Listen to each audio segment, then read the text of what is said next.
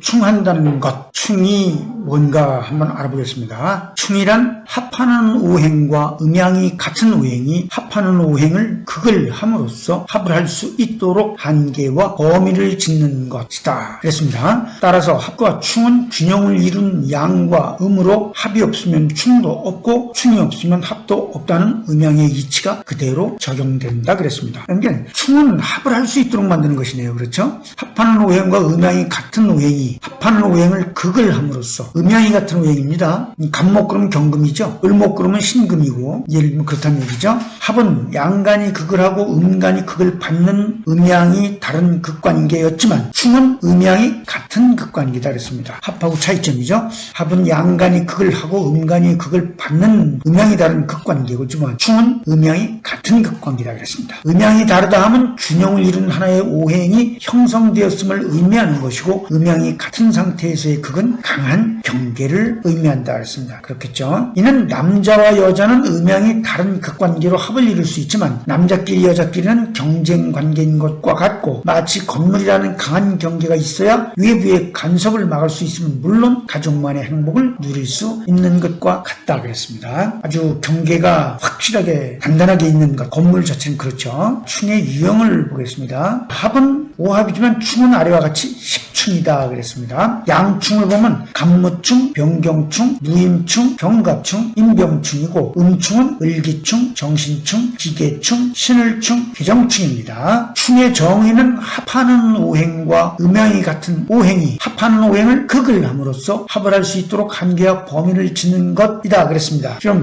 여기서 합을 할 수 있도록 한계와 범위를 짓는 이유는 무엇일까? 이 문제죠. 갑기가 합을 하려면 갑의 경계에서는 경금이, 기의 경계에서는 을목이 충을 해야 갑기가 합을 해서 무토를 생성하고 같은 이치로 충을 한 경의 경계에서는 병화가, 을의 경계에서는 신금이 충을 해야 경을이 합을 해서 경금을 생성하는데 이때 갑기가 합을 해서 무토를 생성해야 경을이 합을 해서 경금을 생할 때 무토가 토생금으로 이를 도울 수 있기 때문이다 그랬습니다. 이게 변화하는 이치 중에서 이제 이런 게 있다 그런 뜻이네요. 이와 같은 이치는 아래의 표와 같이 오합의 경우 모두 같다 그랬습니다. 경갑충, 을기충이 있어야 갑기합생 무토가 있고 병경충, 신을충이 있어야 경을합생 경금이 있으며 임병충, 정신충이 있어야 병신합생 임수가 있고 무임충, 계정충이 있어야 임정합생 간목이 있고 간무충, 기계충이 있어야 무계합생 병화가 있다 그랬습니다. 이건 합의 단순한 모습인데 그럼 밑에를 한번 보겠습니다. 갑기가 합을 하려면 경금이 충을 하고 간목을 경갑충으로 기토를 을기충으로 충을 해야 갑기가 합을 해서 무토를 생합니다. 이렇게 해놓고 그러면 이렇게 해놓으면 다시 경금과 을목이 합을 하기 위해서는 병화가 병경충, 을은 신을충으로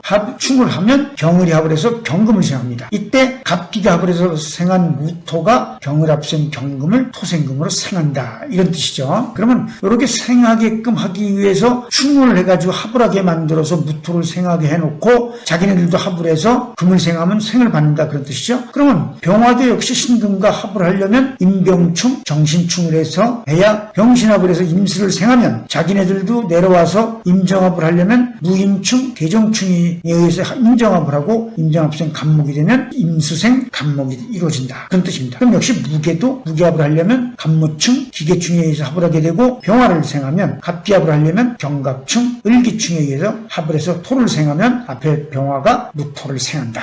그런 뜻입니다. 그러니까 충이라는 건 합을 하도록 하기 위해서 충을 해놓고 그 합을 해서 생한 오행이 자기네들도 합을 해서 생각한 오행을 생하게 된다는 뜻이죠. 그냥 계속 이어진다는 뜻입니다. 이치가. 내용이 좀 깊이 생각해 볼 만한 내용이죠. 충은 생극합 중에 충인가 충돌할 때의 충인가 보겠습니다. 사전적 의미로 보면 충은 비다, 통비다 그런 뜻이죠. 사이, 뭐뭐와의 사이, 공허함, 조화되다, 깊고 넓은 모양, 도달함, 화하다 등이고 이 충은 찌르다, 충돌하다, 부딪히다 등이다 그랬습니다. 그러니까 요 생극합 중의 충은 조화나 하모니라는 의미의 의미가 좀 꽤 깊은가 봐요. 그렇고 이 충은 그대로 충돌을 의미합니다. 그럼 이 생극합충의 이 충하고 충돌할 때 이 충하고는 완전히 다른 것이죠. 보겠습니다. 지금까지 합의 개념에 관해서도 정립을 보기가 쉽지 않았는데 상대 개념인 충에 관해서는 더더욱 오리무중이었다. 그래서 나온 개념이 충이 아닌가 싶다 그랬습니다. 이거는 제 생각이에요. 여기서 오리무중이란 올인화 되는 짙은 안개 속을 얘기합니다. 그냥 확실하지 않고 뭔가 이렇게 진실을 찾지 못하고 있는 중이다 그런 뜻이죠. 한번 보겠습니다. 충의 의미를 사전적 의미에 비추어 보면 합을 도출해내는 깊은 이치, 균형을 유지하면서 합을 이룰 수 있는 바탕으로서의 조화로움, 화하게 하는 이치 등으로 설명할 수 있다. 이거는 제 생각입니다. 제 주장이죠. 하지만 이것도 억지로 갖다 붙였다는 말을 들을 소지는 있다. 맞습니다. 합에 대한 충이 처음에 어떠한 의미로 쓰였는지 확실치가 않기 때문이다. 그렇습니다. 어쨌건 충에 대한 그 의미를 짚어나가는 과정이에요 지금. 그러나 반문은 뜻글자다. 즉 삼수변은 물을 의미하므로 생명력의 바탕을 의미하는 것이고 가운데 충은 변화에 대한 중심을 의미한다고 볼 수 있다. 따라서 생명력의 변화를 보이는 바탕이면서 중심이라는 해석이 가능하다. 했습니다. 이건 제가 하는 해석입니다. 제가 주장이에요. 공유된 주장이 아닙니다. 세간에서는 합에 대한 충을 충돌할 때의 충의 개념으로 설명하는 사람들이 많이 있다. 특히 천극지충, 요거 원래는 우리 생극합충의 충이죠. 천극지충을 천가는 극이고 지지는 부딪힐 충이라고 하면서 결국은 형파해 신살 등을 덧붙여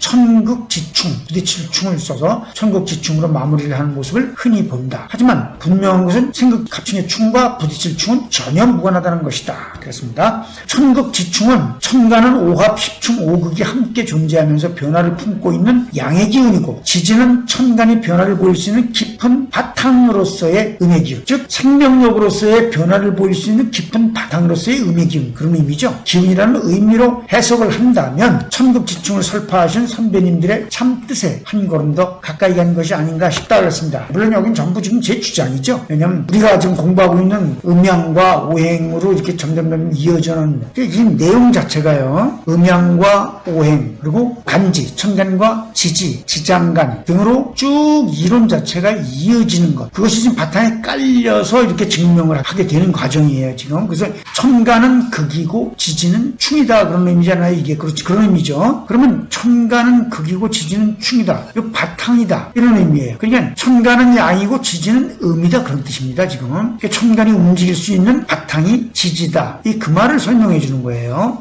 이제 이런 의미를 그래서 극과 충의 개념을 설명해 주기 위한 내용인데 이 내용이 깊다 보니까 부딪힐 충으로 해석을 하는 경우가 지금 세간에서는 다반사죠. 참고로 한번 보겠습니다. 지지는 지장간으로 말을 할 뿐 스스로 변화를 보이는 것이 아니다. 음도 변화를 주도한다면 이미 음양은 구별되지도 않거니와 존재 자체가 불가하다 그랬습니다. 지금 우리가 공부해온 내용만 보더라도